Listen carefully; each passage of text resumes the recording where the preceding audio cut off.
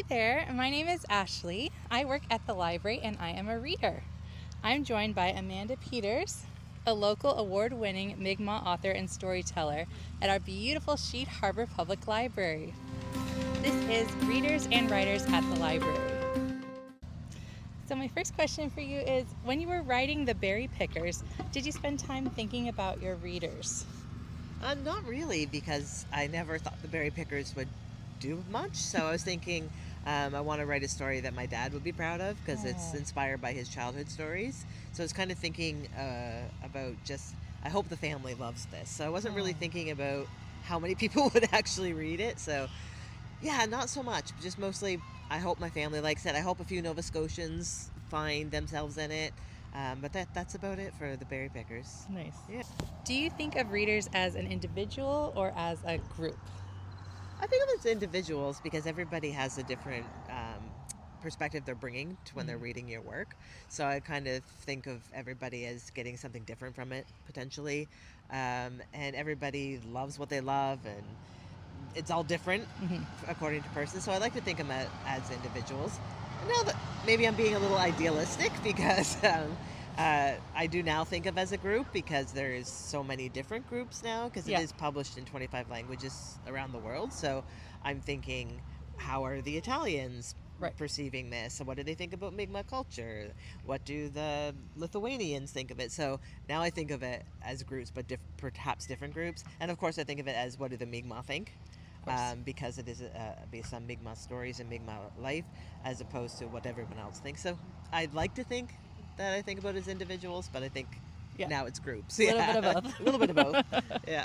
So your book features two perspectives, Joe and Norma. Yep. Did one voice come easier to you than another? Yes, actually, when I outlined the book and when I was thinking about the book, it was only from Joe's perspective. Oh, interesting. Yeah, so the whole thing was meant to be from Joe's perspective. And then I was about halfway through, and there was this little nagging voice that was like, let me tell my story. Right. And I was like, I don't even know if she has a real story, right? So I just sat down. Scariest thing you can do as a writer, in front of a blank screen, and just waited for her to speak to me, kind of thing. And turns out she did have a story. So I wrote one chapter, the first chapter of Norma, and then I realized that I couldn't distinguish voices if I was trying to write them at the same time.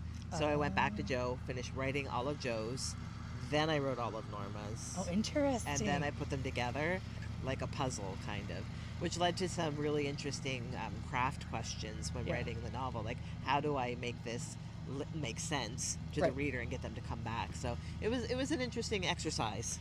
But yeah, it was all Joe initially, and I wonder now, it's like, what was I thinking? Because that wouldn't have been a very interesting book, I don't think. Very glad to have Norma's perspective. Yeah, me too. So you've also written short stories. Can you describe the difference between writing a novel and a collection of short stories? Yeah, so the short stories were never really meant to be published. They were kind of I said in the acknowledgements to the short story collection, they were my training wheels for writing a novel. Okay. So I just wrote those as like practice on telling story. Some of them are really short too. They're flash fiction, right? So they're only like 1,500 words, 750 words. So I really wasn't thinking about the difference between them. But if I go back now and think about it, it's kind of more difficult for a short story because you have to have an entire narrative, right, with characters and with plot, and in such a short amount of space. So it was like a little bit terrifying to try to make sure that happened each time. And I've heard from some people that I didn't make that happen each time, which is okay. Reading is subjective. If they didn't feel that they got the whole story, I apologize. But yeah, it was just different. Yep. And I like to ramble. So writing the novel felt a lot more natural because I could just keep going and going and going. Whereas the short stories, I had to be, a friend of mine, Morgan Talty, is like, a short story is an economy of words. And I like that because I had to pay attention to what I was doing.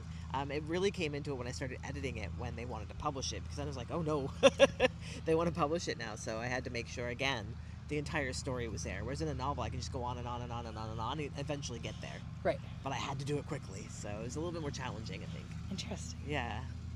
So I don't know if you know this, but in 2024, The Berry Pickers was in the top 3 most borrowed books at Halifax Public Libraries. I did not know Isn't that amazing? That's cool. So how does that make you feel that people have responded so positively to this story? Yeah, shocking, really. Kind of flabbergasted at the whole how big it went. I do know that my friend is she's a librarian in the Toronto Public Library Oh, system, yeah. and she's like, you have 163 holds on your book, and I was like, a what?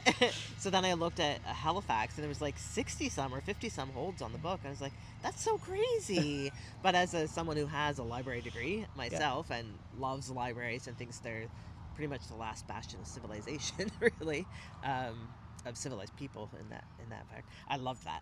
I love Yeah. that people were coming to the library and people wanted to borrow the book and wanted to read it. It still shocks me, though. It still shocks me with all the great books out there, that mine would be third. And it's more special because it's home. Yeah. Yeah, Yeah. for sure. So, could you talk a little bit about why you think it's important for all readers to have access to diverse stories and experiences through books and short stories and poetry? Yeah, I tell my students that reading fiction makes people better people. And it's because, and this is being proven, it creates empathy, right? Right. What does it tell you about being human? And what are the stories you read teach you about being human? So, and it doesn't matter if you're, like, diverse reading is so important because the diverse people are human too. And you can grab elements from that you can um, uh, feel yourself in your own life. So I think developing that sense of empathy and understanding people from different cultures and different worlds and different perspectives is so important to make good society. So I think people should be reading diverse. I read diverse. I teach diverse literatures, and I think it's so important that it just helps create a better society, I think. 100%. So, exciting news. You have a new book coming I out do, soon, yes. later this year, in fact, Yep. called The Birthing Tree. Mhm. What can you share about your latest book? Yeah, so it's coming out September 1st, Okay. and it's based on one of the short stories in the collection Right. called The Birthing Tree. But again, I was like constrained by the short story format, and there was so much more I wanted to go into in Yeah. that story. So I was like, okay, maybe there's a bigger story here. So I just started writing actually a Banff residency in Alberta. So I just started writing and writing and writing, and there was a Yeah. story there. So it's I don't want to give it away, but it is about midwifery practices in the Mi'kmaq community, how those people tried to destroy those, and how a responsibility to bring them back. Right. It's also about a family. So I don't want to say much more than that. Okay. But if you've read the short story, you kind of get a gist of where it's Right. going to go. But yeah, it is out September 1st. So far, it's getting really good reviews. Yay. So that's exciting, but it is a little intimidating because there's an expectation now. Right. Because the Berry Pickers did so well. So I'm like, oh, I hope people who read the Berry Pickers also like this. Yeah. You know, so there's a lot more expectation. But I'm excited. Yeah. And terrified at the same time. More pressure now. Yeah, there's more pressure, way more pressure now. Yeah. Yeah. Okay, wonderful. Well, thank you, Amanda, for your time and stories. And you can find Amanda's books and more at your local public library.